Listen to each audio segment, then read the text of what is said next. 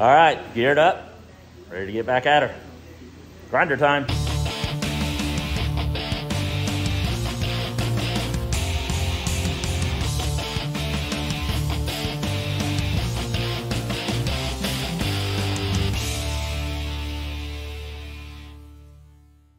Hey everybody, I'm Ryan and welcome to 113 Cycles. Today, we're gonna fix the Rust-oleum Epoxyshield flooring that we put down. Initially, when I did it, I don't think I cleaned the floor enough, did enough prep work around my drain area, and when I washed it out, I just don't think I got the etch off on it. So I went back and redid it. We had a multi-channel Volvo build that we did in this shop, and everything was in storage, so that was the perfect time for me to go ahead and just get this floor straight. So I know there are commercial products that you can purchase for this to grind down the floor, make it, you know, bare concrete or whatever you want to do with it, scuff it up how you want. My goal was to try not to spend money, and the only thing I had to buy was a little bit of sandpaper, you know, so it wasn't much out of pocket for me whatsoever to do this whole thing. It did take about a week at least. It was a little bit more than a week. Scraping the floor took a long time. So if you do this method, make sure you're only scraping a small spot, otherwise plan for a long time. So with that being said, let's get this floor cleaned. All right, so here is the floor. You can see here where the paint has come up on it. Basically, I think this just didn't adhere very well. Sorry about the shadow there. You can see some of that's got some dark spots on it. That's where the lighter parts are where I've already scraped off. The dark parts are parts that were already exposed. So obviously those are all going to have to be cleaned up. These basically, I just don't think the concrete got prepped as much, or maybe it wasn't cured. It was right at like 20 some days. So it's very possible that was the case with it. So either way, I'm using a razor blade to scrape it up. Kind of see the edges there, and I'm gonna set you up and show you here what I'm doing. And I'm scraping up with a razor blade scraper, like I said, just to find out where it's sticking and where it isn't, and then next I'll sand it down after that. That's what we're using. So we're just gonna, basically what I'm doing is just kind of at an angle. You can see I've already done a bunch. This is all stuff there. So I'm just taking and just light pressure. You can see how easy that's coming up. And then I go back from the other angles. Using the razor blades turned out to be the best thing for getting this paint up. I tried multiple different methods. My idea was to try and save as much money as possible without having to buy any supplies. I went through a lot of razor blades, but it took me about a week and I was able to get this done. I thought I was done. I'd come out the next day and work some more, and I would get so much more up. So definitely recommend this method, especially if you're using a smaller spot with it. This was just a small area, but there was a lot of floor that got done with this, so it took a long time. Here we're sweeping up the chips. That's a lot. All right, you can see kind of where it's at. I'm gonna go over it a little bit more with the razor blade first. That's my priority. And get up everything that comes up easily. And then we'll go to the next step, which will probably be the sander, I'm guessing, but we'll see. I'm not sure yet. Maybe even a wire wheel. Flap disc, maybe not that, but anyways, I'm gonna get back to scraping. All right, here's an update. I have tried the razor blade, which got most of this up, just a little handheld razor blade with a little holder on it to scrape. That's what got most of it up. I have tried an orbital sander, a paint removing disc on a drill. That did okay, but it was gonna take 100 years for it. A flat disc, wire wheel on a drill, and then I went to, you can see all this over here, I went to cut brush, wire wheel on my grinder, and that's what's doing the most work. I think I've got most of the flake stuff off, so now I just have to prep the floor itself. I do have a couple spots over here you can see where I've worked on the wire wheel there, but I still have to finish up that around there. But that's pretty well, it got good adhesion. You can see that, I can't even get up with the razor blade, so that's good. We got good adhesion there. You can see the way it's flaring kind of a little bit on there. So we have good adhesion on that stuff. I do have a few spots like this that is the rubberized undercoating that I'll have to do some more work on.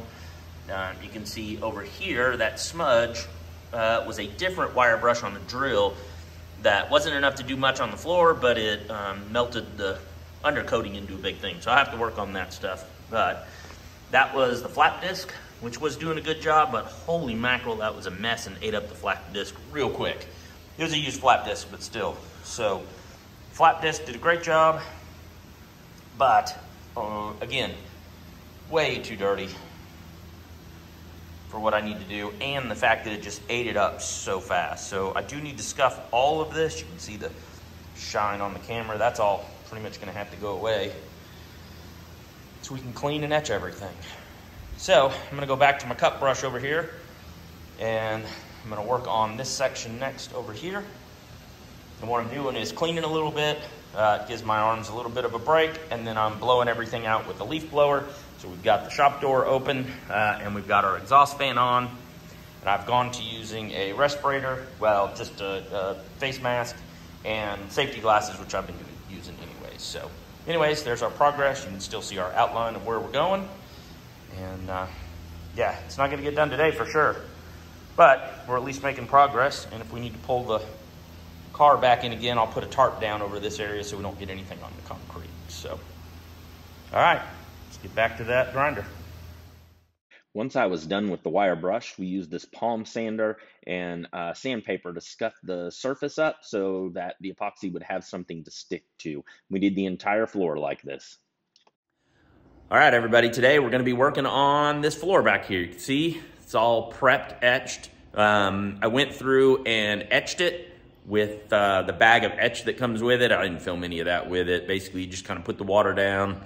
You mix it with 2 gallons of water, put the etch down, scrub it with the brush really good, rinse it off. Do that a couple times so you run out of water, depending on how big of a location you're doing with it. And then we rinsed it off really well. It's dried for now 3 days. So now we are getting ready to paint. So I'll probably set you guys up on time lapse and do that. All right, you can see I've got to tape it off. Those were just my general lines, so I knew what I was doing. You can see the hard line here, or more or less, where I'd sanded and etched, and then stuff in there is where I use the razor blade and sander and all of that good stuff. Like I said, this is etched. It's been a couple days. It's a lot lighter than it looks like on camera, because from what I'm seeing here, you see some dark spots, like that spot over there. It's really not that dark. You kind of see a little bit better there. It's pretty white. The whole floor is. The lighting doesn't show it that well just because of the type of floor and the lights I have in here and that kind of stuff with it. So anyways, first thing we're gonna do is tape off that border a little bit better. You can kind of see it there. Kind of shows it a little bit better there where we've prepped the floor. It took me multiple days. I was doing it myself, and you know, bad arm and all that kind of stuff. So it takes a little bit of time, but it's just work. So, all right, well, we're gonna get ready and tape this off, and then we'll prep for paint. All right, we have mixed it together. We gotta wait 10 minutes now. You gotta mix it for 3 minutes. We waited 10 minutes. And we've got our drop cloth down. We've got it all taped off. And we're gonna cut in the edges first. After we wait 10 minutes, and we gotta mix it one more time, and then we'll cut in the edges, and then we'll start painting. Well, we'll mix it again and then start painting, which will be cutting in the edges, and then we'll start rolling it. So, all right. All right, as you can see, Scott is here and helping me. He's using a paintbrush to cut around the edges because I only had the one roller. I used the roller, and that definitely came out better. In the future, I would use the roller all the way around. The paintbrush took a long time, as you can see. Here, Scott would dump the paint out, the epoxy out, and then I would use the roller to spread it out really well. Tried to keep it consistent throughout with it. Again, he's dumping more, and I'm moving it around. And then I dumped some, and he would go through there. I did forget to tape off the drain, so that's me taping it off there. Then we did have to go back. Scott will cut in the edges around that, and then we'll go back to the process again, dumping the paint out, using the roller to run around with it. Scott then started to put the paint chips down, which again was a big help. So while I was trying to fix the floor, all of the high spots and low spots there, he was able to go through and add the chips in. I really like the chips. I know people have different opinions on them, but I'm a big fan. And you can see the floor is coated here, but we did notice that we had some high and low spots. It doesn't really self-level that well if you do it very thick. So Scott was going back through, noticing high spots and fixing those, trying to keep it even all around. You'll notice the paint has a different color, the epoxy has a different color in spots, and that's because as it dries, it gets darker with it. Here you can see me adding some more chips. All right, folks. See, that's how we did it. We did it a little weird this time. Normally what we do is do a small section of it, spray the flakes down, and do the next. So we did that a little different. Tried to get out some of these runs. I know it's hard to see with the light on there. Just gonna give you a quick walk around. The plastic drop cloth over there was awesome because we kept stepping in paint. But you can see it'll be darker and lighter. Not sure how it's gonna blend with the rest of this, but over here where we started, it actually looks like it's gonna blend really well. Obviously it'll be more shiny because the other one's been walked on and used. But,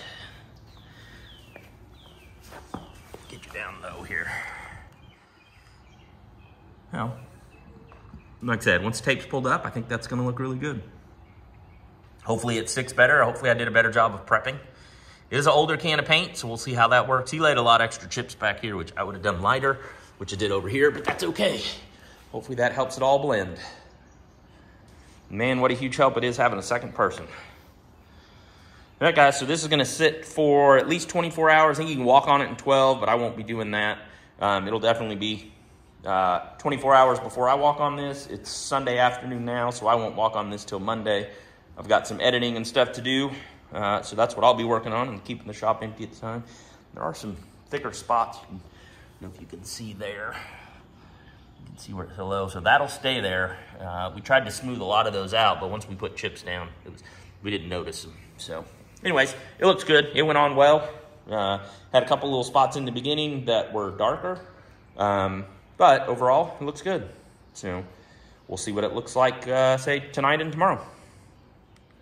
Well, guys, I'm going to apologize to you because I don't have the big reveal footage of the tape coming off and all of that stuff. I've got a couple pictures that I took with it, but it's been a few months since we did it, and I don't have the footage anymore. I guess I lost it, or maybe I just forgot to do it. I don't know. I think I lost the footage, but either way, what I can do is show you an update on it.